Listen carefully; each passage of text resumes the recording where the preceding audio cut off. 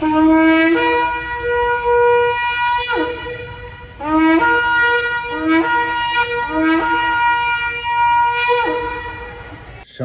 de l'Éternel, servante de Jésus-Christ, prophète, voyant de toutes les nations, évangéliste, pasteur, apôtre, frères et sœurs en Christ, élevons nos voix de front commun pour la République démocratique du Congo.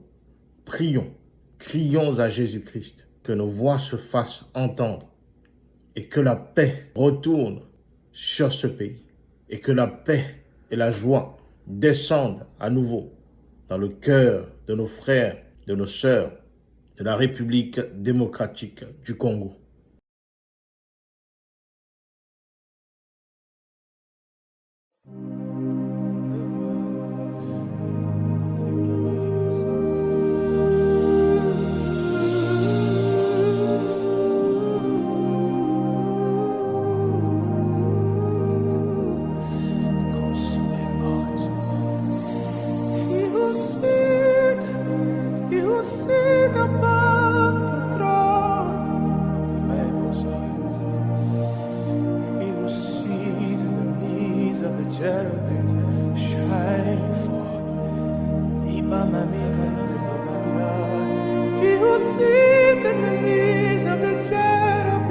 The degree of suffering that the population in Goma and its environs is enduring is truly unimaginable.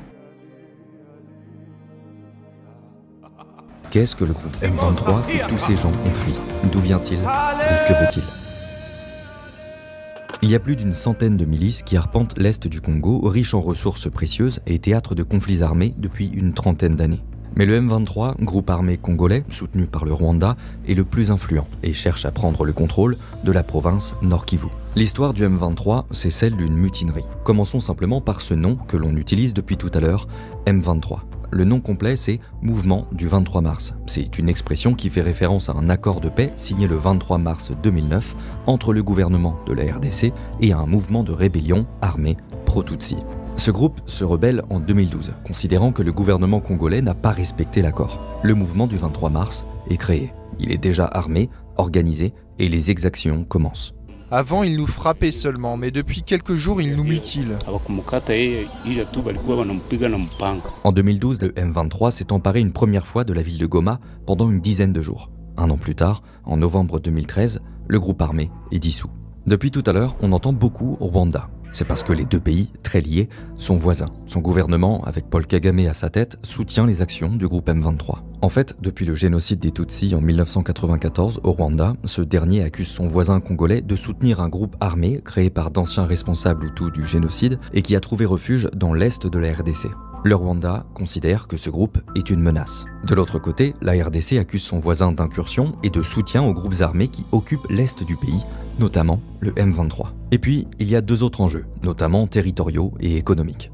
Le Rwanda a en réalité des velléités expansionnistes, avec comme intérêt principal l'appropriation de nos minerais, et pour ce faire, il s'active à déstabiliser l'est du Congo pour créer une zone de non-droit en vue d'assouvir ses appétits criminels.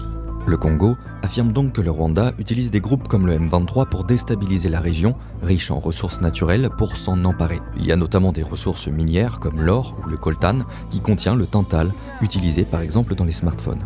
Le M23, lui, réfute officiellement le soutien du Rwanda. Il se présente comme un mouvement qui vise à renverser le régime du président congolais Félix Tshisekedi. Le groupe avait repris ses exactions en 2021. D'après Human Rights Watch, les membres du M23 sont responsables de crimes de guerre commis à grande échelle, y compris des exécutions sommaires, des viols et des recrutements de force. Prions, crions à l'Éternel, intercédons.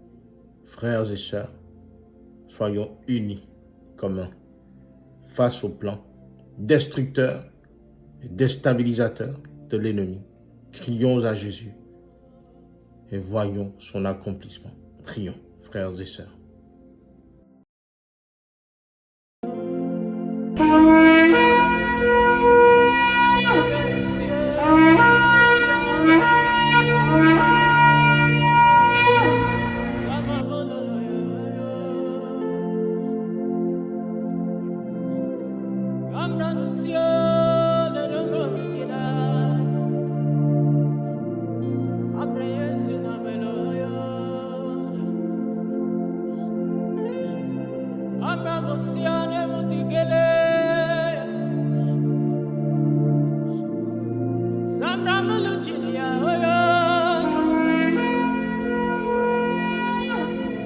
Abraham